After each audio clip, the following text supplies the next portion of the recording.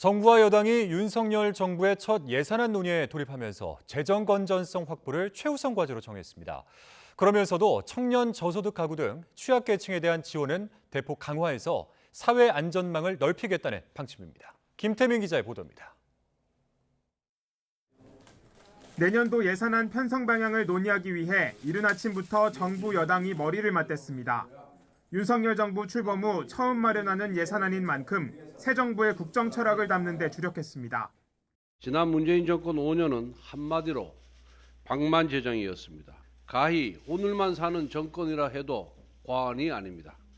하지만 윤석열 정부는 오늘과 내일을 함께 준비하는 정권입니다. 정부도 강도 높은 지출 구조 조정을 예고하며 재정 건전성 확보를 강조했습니다.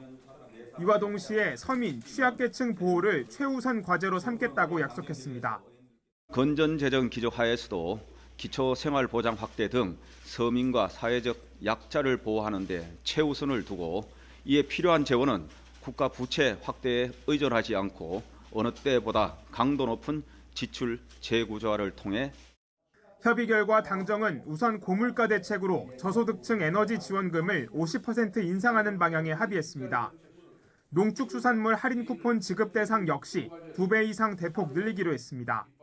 저소득층 에너지 바우처를 50% 정도를 인상을 좀 해달라 이렇게 요청을 했습니다. 농축수산물 할인 쿠폰이 현재 혜택을 받고 있는 분들이 590만 명입니다.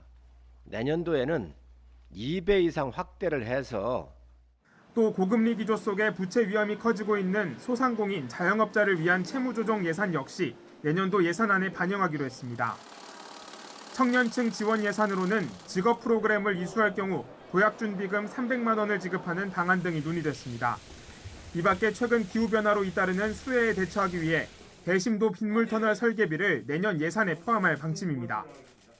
당정은 지난 2010년 이후 13년 만에 나라 살림 규모를 전년보다 줄이겠다는 계획 아래 구체적인 예산 짜기에 돌입할 예정입니다.